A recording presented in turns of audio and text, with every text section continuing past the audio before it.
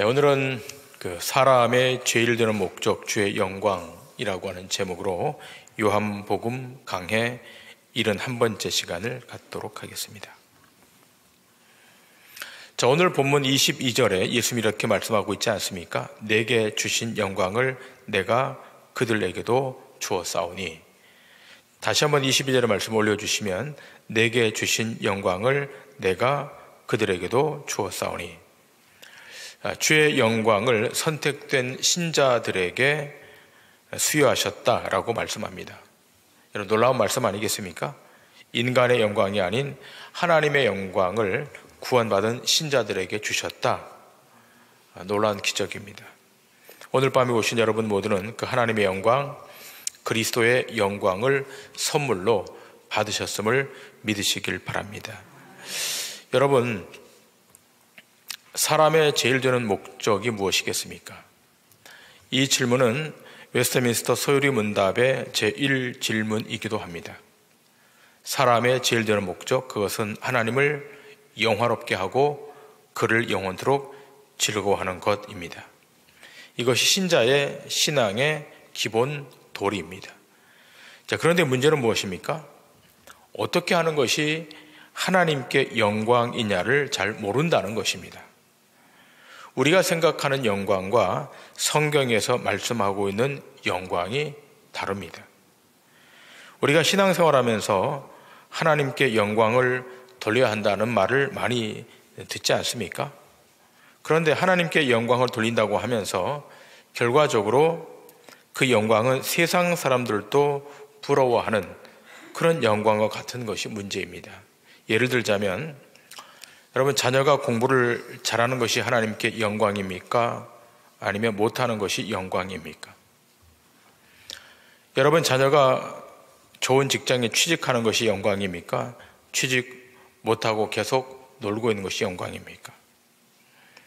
우리는 이런 질문에 물어볼 것도 없이 공부 못하는 것보다 공부 잘하는 것이 하나님의 영광이고, 취직 못하는 것보다 좋은 직장에 취직하는 것이 하나님의 영광이라고 하는 생각을 이미 갖고 있습니다. 그러다 보니 내 자녀가 다른 자녀보다 공부를 더 잘해야 하고 다른 사람들보다 더 좋은 직장에 취직해야 하나님께 영광을 돌린다. 세상 사람들과 동일한 세상적 사고에 지배당해 있는 모습을 어렵지 않게 발견합니다. 자, 그러다 보니 교회 안에서조차 이상한 경쟁들이 일어나는 겁니다. 세상에서 영광이라고 생각하는 것을 교회 안에서도 영광이라고 여기고, 그것이 마치 하나님을 위하는 것처럼 행하여 교회도 어느 순간 경쟁의 장으로 돌변하고 말았습니다. 과연 그러한 교회가 교회일까 하는 질문을 하지 않을 수 없습니다. 여러분, 마태복음 7장에 보면 주의 이름으로 귀신을 쫓아내고 기적을 행하고 능력을 나타낸다고 해서 그것이 하나님께서 알아주시는 영광이 아니라는 것, 이미 마태복음 7장에 기술되어 있지 않습니까?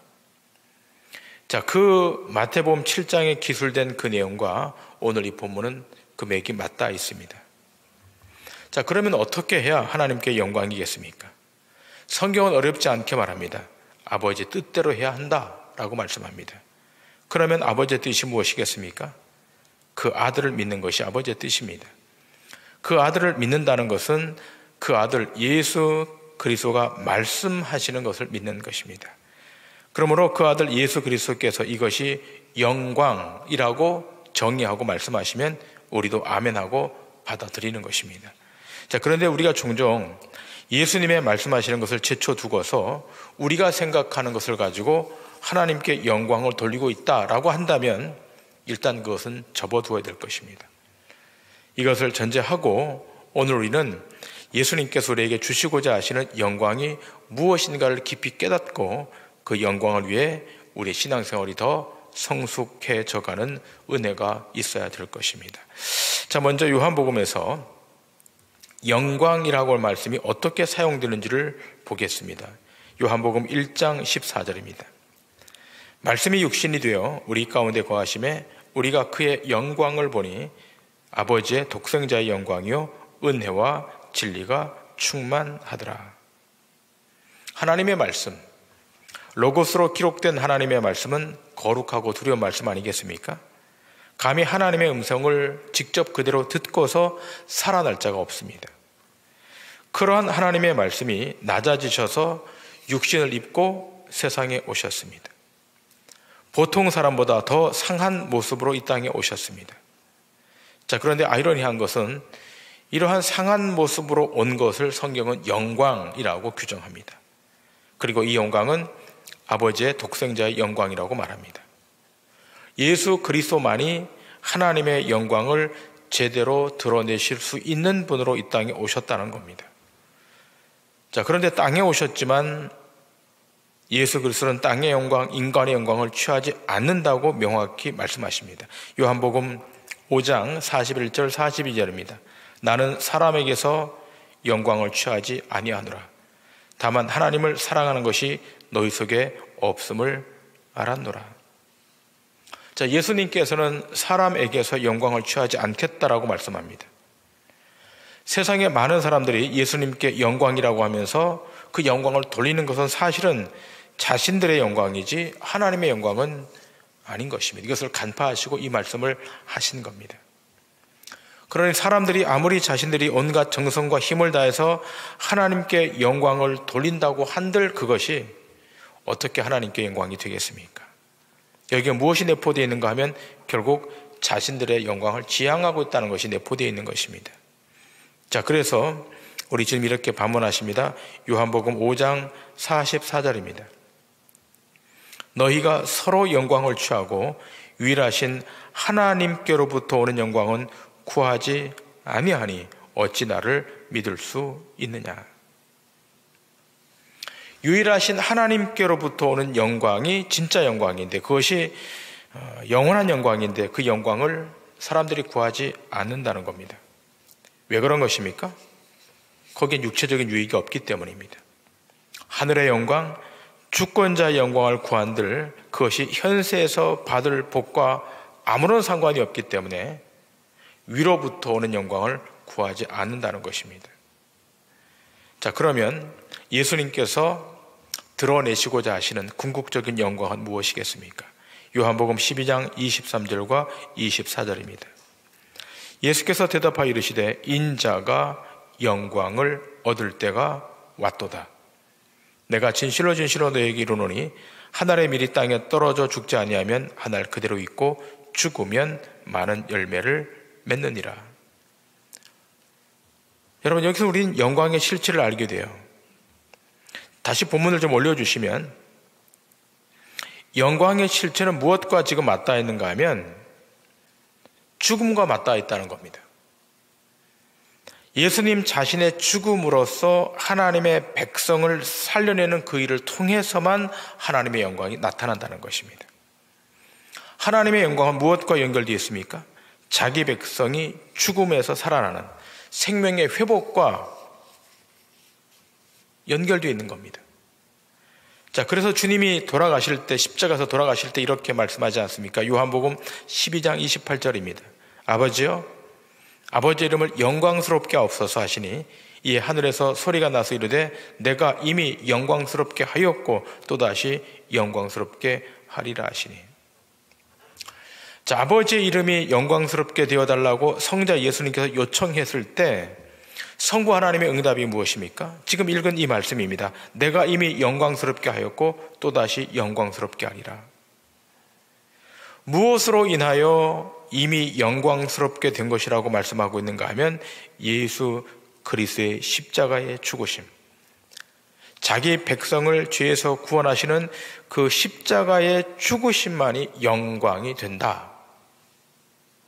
예수 그리스도의 십자가의 죽으심만이 기독교 신앙의 가장 중요한 핵인 영광이라는 것입니다. 그러면 왜 이렇게 예수님의 십자가만이 영광이 되는가? 그것은 어느 인간도 죄로 인하여 하나님 앞으로 나갈 수가 없기 때문이에요. 죄인이 죄인인 채로 하나님께로 나아가면 그대로 죽음을 당할 수밖에 없지 않겠습니까? 그러니까 누구를 통해서 나아가는 겁니까?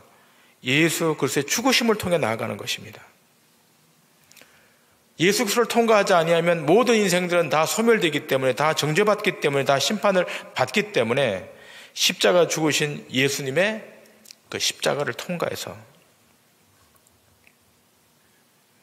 모든 인생은 직접적으로 하나님 앞에 나아가면 죽임을 당할 수밖에 없는 거예요. 여러분, 출애굽기서를 보세요. 하나님의 음성이 뇌성으로 들릴 때 그 강팍했던 바로왕이 두려워 떨지 않습니까? 우리가 새벽 예배 때 다니엘서를 보고 있습니다만 다니엘서에서도 마찬가지입니다. 그 거대한 제국의 바벨론 왕 벨사살이 하나님의 성전의 그릇으로 술을 마실 때 그 왕궁의 벽에 손가락이 나타나서 글씨를 쓰지 않습니까? 그때 이 벨사살 왕이 얼마나 두려웠던지 안색이 변하고 무릎이 부딪혀서 덜덜 떨려서 어찌할 바를 모릅니다. 하나님의 말씀의 위력이 이렇게 놀랍고 두려운 것입니다. 자, 그런데 이러한 말씀을 육신으로 나타내신 분이 예수 그리스도이십니다. 그 예수 그리스도 안에 은혜와 진리가 충만하고 아버지의 영광이 그 안에 놓여 있는 것입니다. 자, 그런데 이 영광을 누가 알아보는가라고 하는 거예요. 이 영광을 누가 인지하는가라고 하는 거예요. 오늘 이 밤에 오신 여러분 모두는 다 하나님의 영광을 경험하지 않습니까? 하나님의 영광을 인지하고 계시지 않습니까? 자, 그러면 도대체 이 영광을 인지할 자가 누구이겠습니까?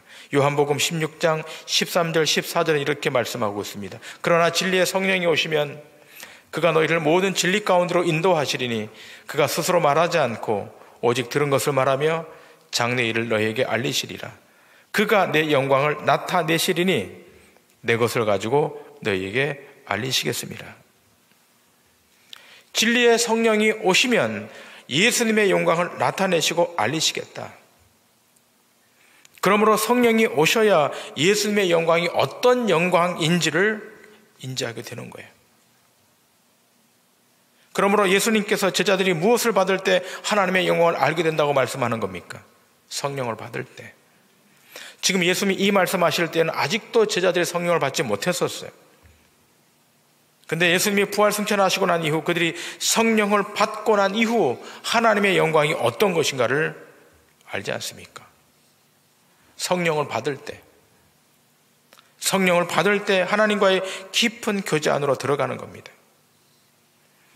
여러분, 성도가 하나님께 영광을 돌린다는 것은 인간의 어떤 행함, 그 선한 행위나 도덕적 행위를 통해서 영광을 돌리는 것이 아니라 성령 안에서 아버지와의 깊은 사귐, 성령 안에서 성부 하나님과 성자 하나님과의 깊은 사귐을 통해서 하나님의 영광을 체득하게 되는 것입니다. 자, 그런데 이것이 좀처럼 이해가 잘 되지 않잖아요. 그 이유가 무엇인가 하면 여전히 우리 안에 세상의 원리가 작동하고 있기 때문입니다. 여러분, 생각해 보세요. 세상의 원리는 무엇입니까? 세상의 원리는 업적 중심의 원리예요. 누가 얼마나 많은 이익을 남겼느냐로 평가하죠. 영업사업만 얼마나 많은 실적을 올렸느냐 이렇게 평가하는 것이 아니라 사회 모든 영역의 모든 것이 다 실적으로 평가해요. 학생의 성적도 그렇고 피아노 학원에서 무슨 대회 나가서 금상을 타고 우수상을 타고 대상을 타고 다 그러합니다. 미술도 그렇습니다. 스포츠도 그렇습니다. 기업의 실적도 그렇습니다. 세상은 실적 중심의 원리로 돌아가요. 이게 세상의 원리입니다. 그런데 진짜 문제는 무엇입니까? 교회도 그런 업적 중심의 평가되는 자리로 바뀌었다는 데 있는 겁니다. 여러분, 신앙이라고 하는 것은 업적을 쌓아가는 것이 아닙니다. 내 공적을 쌓아가는 것이 아닙니다. 신앙은 성령 안에서 우리를 구원하신 예수 그리스도와 깊은 사귐의 자리로 더 깊이 내려가는 데 있는 것입니다. 그래서 우리는 신앙 안에서 영광이 무엇인가를 두 가지로 정리했으면 좋겠습니다. 우리 신앙 안에서 하나님의 영광이 무엇인가? 그 첫 번째는 십자가를 통하여 하나님의 오르심이 드러나는 것이 영광입니다. 십자가를 통해서 하나님의 오로심. 우리가 여기서 주목해 볼 성경 구절이 있는데요, 요한복음 21장 18절 19절입니다. 내가 진실로 진실로 네게 이르노니 내가 젊어서는 스스로 띠뛰고 원하는 곳으로 다녔거니와 늙어서는 네 팔을 벌리리니 남이 내게 띠띠우고 원하지 아니하는 곳으로 데려가리라. 이 말씀을 하시면 베드로가 어떠한 죽음으로 하나님께 영광을 돌릴 것을 가리키심이로라. 여러분, 요한복음 21장은 베드로의 죽음을 예고하고 있습니다. 자, 베드로의 죽음. 자, 이 베드로의 죽음은 본인이 원하는 곳으로 가서 원하는 자리에서 죽는 것이 아니라 원치 않는 곳에서 순교할 것이다를 지금 예고하고 있습니다. 자, 그런데 오늘 19절에 보니까 이렇게 되어 있지 않습니까? 베드로가 어떠한 죽음으로 하나님께 영광을 돌릴 것을 가리키심이로라. 성경은 베드로의 죽음이 하나님께 영광이 된다라고 말해요. 얼마나 세상과 다른 거예요. 아니, 죽는 것이 무슨 영광입니까? 세상에서는 죽는 것은 끝이에요. 세상에서는 죽으면 아무것도 아닌 거예요. 그런데 오늘 성경은 베드로의 죽음이 하나님께 영광이 된다. 이것이 기독교의 역설인 겁니다. 세상에서의 영광이란 큰 일을 이루어내는 데 있는 거예요. 그런데 큰 일을 이루어냈는데 그가 죽었어요. 그럼 실패입니다. 그러나 성경은 죽음이 하나님께 영광이라는 거예요. 그러면 베드로의 죽음이 왜 영광의 근거가 되는가 하면 그리스도를 증거하는 죽음이었기 때문인 거예요. 같은 죽음이 아닌 거죠. 자기 정력을 구하다가 자연사하는 죽음과 복음을 증거하다 죽은 죽음은 차원이 다른 거예요. 그래서 영광이라는 겁니다. 이 지점이 중요해요. 우리가 인생을 살아가면서 잘 먹고 잘 쓰고 잘 건강하고 잘 되고가 영광이 아닐 수 있다는 거예요. 만일 그런 메커니즘으로 간다면 세상의 영광과 하나님의 영광이 다를 바가 없는 거예요. 어떠한 영광을 우리가 취하는가는 중요한 겁니다. 신자는 복음을 위해서라면 모든 것을 내려놓을 수 있어야 됩니다. 이기는 자리에 서지 말고 지는 자리에 설 수 있어야 되는 겁니다. 신자는 자주 복음을 위해서라면 자주 양보해야 됩니다. 실력이 없어서가 아니라 부족해서가 아니라 우리 안에 계신 그리스도가 드러나야 하기 때문에 우리 약함을 증거하는 것입니다. 손해볼 수 있어야 돼요. 희생할 수 있어야 돼요. 세상은 안 뺏기잖아요. 절대로 손에서 안 놀라 그러잖아요. 그러나 신자는 놓을 수 있어야 되는 겁니다. 예수님께서 세상에서 하나님의 영광을 드러내신 것은 십자가를 지심으로 드러내셨어요. 만일 우리 주님이 십자가를 피하셨다면, 십자가를 마다하셨다면 절대로 하나님의 영광이 거기에 나타나지 않았을 겁니다. 예수님이 십자가를 지심으로 주권자 하나님의 영광이 발현되는 것입니다. 이것이 수용될 때 기독교는 기독교가 되는 것입니다. 오늘날 많은 신자들이 세속에 예수 믿지 않은 사람들과 방불한 삶을 살아가요. 세상 사람들과 동일하게 악착같이 벌어서 악착같이 잘 되야 된다고 생각해요.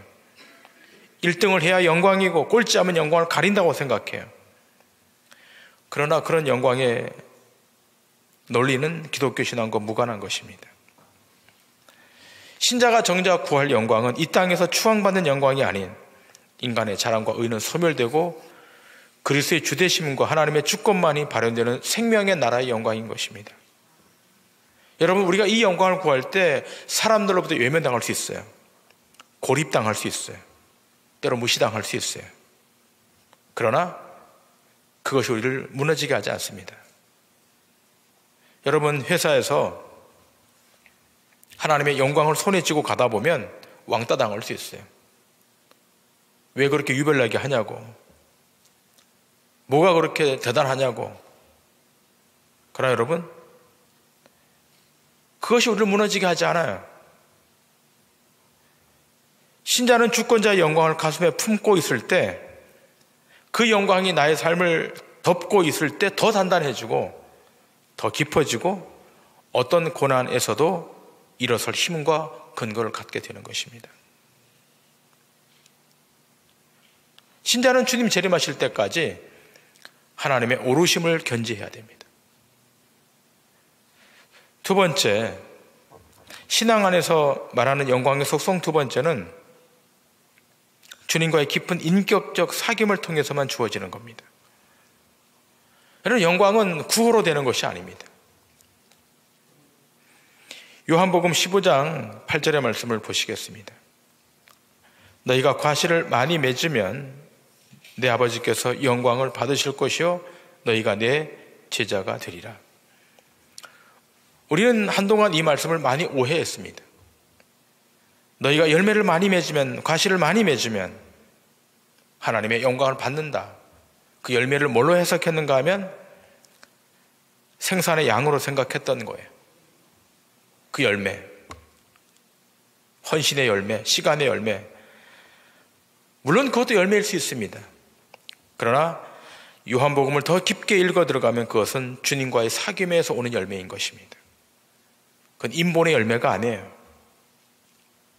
내가 물질을 드렸다니까 물질의 양을 이만큼 받았다, 그런 가난한 차원의 열매가 아닌 것입니다. 이것은 주님과의 인격적 사귐을 통해서 오는 열매인 것입니다. 예수님께서 지상 생애를 살아가실 때 성자 하나님은 끊임없이 성부 하나님과 교제하셨습니다. 그것이 기도의 형태로 나타났고 또한 성령의 인도를 통해서 나타났습니다. 요한복음 3장 34절에 보면 이렇게 되어 있습니다. 하나님의 보내신 이는 하나님의 말씀을 하나니 이는 하나님이 성령을 한량없이 주심이니라.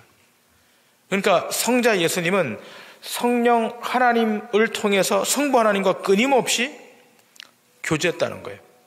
그러니까 요한복음을 자세히 읽어보면 성부, 성자, 성령 하나님, 삼위 하나님이 끊임없이 교제했다는 사실을 발견하게 됩니다.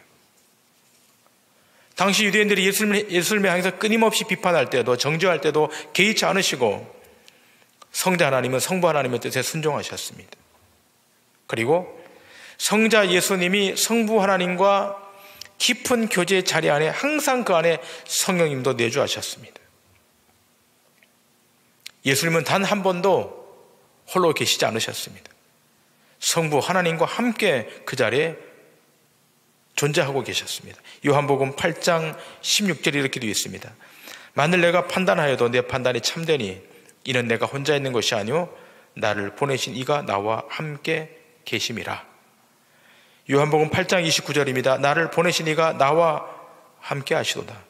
내가 항상 그의 기뻐하시는 일을 행함으로 나를 혼자 두지 아니하셨느니라. 요한복음 16장 32절입니다. 보라, 너희가 다 각각 지곳으로 흩어지고 나를 혼자 둘 때가 오나니 벌써 왔도다. 그러나 내가 혼자 있는 것이 아니라 아버지께서 나와 함께 계시느니라. 성자 예수님은 끊임없이 성부 하나님과 함께 거하고 계셨습니다. 사람들은 떠나가요. 제자들도 떠나가요. 자기를 추종했던 사람들도 떠나가요. 그러나 다 떠나가지만 예수님은 홀로이시지 않으셨다는 거예요. 성부 하나님과 끊임없이 교제하셨습니다.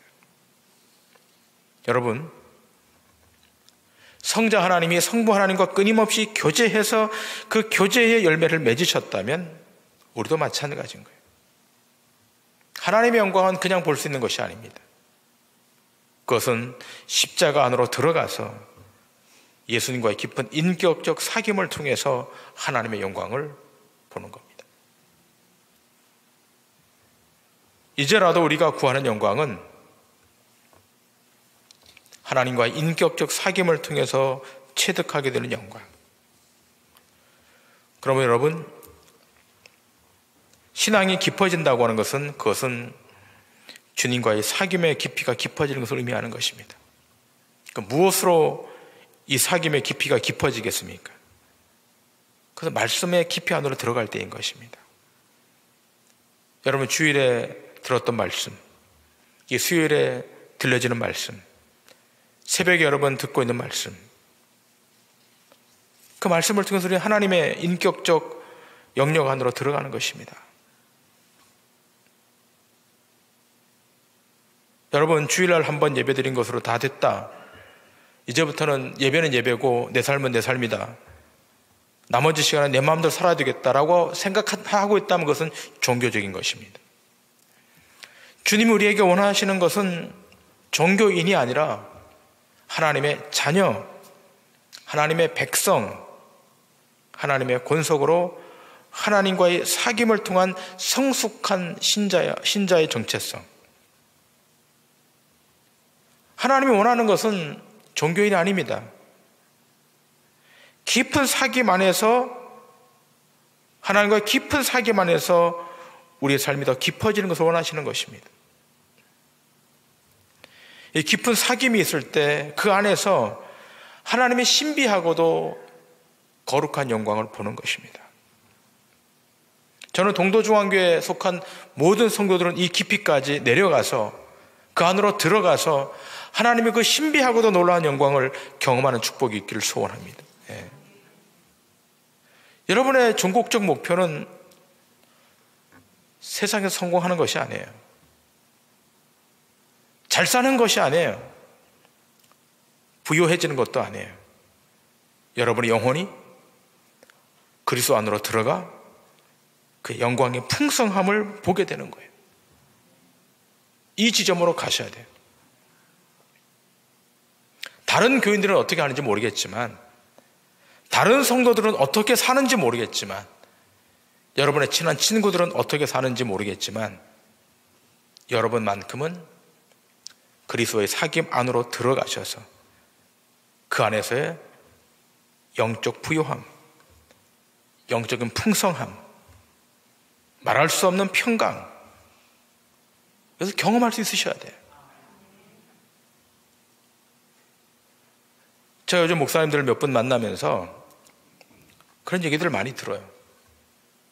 교인들이 어떤 간증 프로그램을 듣고 은혜를 받았다고 말씀하시는 분도 계시고, 어떤 이벤트를 해서 교인들이 막 이렇게 업됐다고 말씀하는 분들도 계시고 그래요. 여러분, 저는 그런 분들의 말씀이 하나도 부럽지 않아요. 신앙생활은 누구의 간증을 통해서 우리의 신앙이 업되는 게 아니에요. 어떤 프로그램이나 이벤트를 통해서 우리 삶이 깊어지는 것도 아니에요. 어떻게 해요? 말씀 안에서 주님과의 깊은 사귐을 통해 그 안에 들어가서 영적인 부요함을 누릴 수 있어야 되는 거예요. 네. 조금 더 깊어지셔야 됩니다. 세상의 영광을 추앙하지 마세요. 세상의 영광은 덧없는 거예요. 마지막엔 신기루입니다. 그러나 그리스도 안에 들어가 그분과의 사귐을 통해서 보게 되는 신적 영광, 그것은 영원한 것입니다. 누구도 빼앗아갈 수 없고 누구도 해할 수 없는 거예요.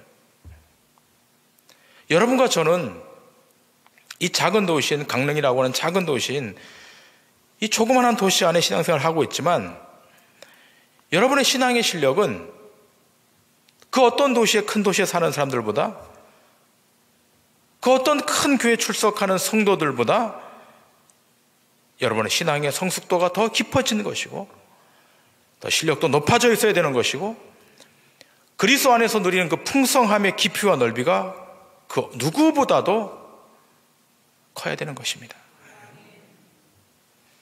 하나님의 영광이 여러분을 지배하고 계셔야 돼요. 하나님의 그 놀랍고도 신비한 영광이 우리 삶 가운데 강력하게 임재했다는 사실을 인식하셔야 됩니다. 그러면 세상이 부럽지가 않아요. 열등해지지 않는단 말이에요. 많은 그리스도인들이 하나님을 믿으면서도 열등한 채 살아가요. 하나님을 믿으면서도 걱정, 근심하고 살아요. 왜 그렇습니까?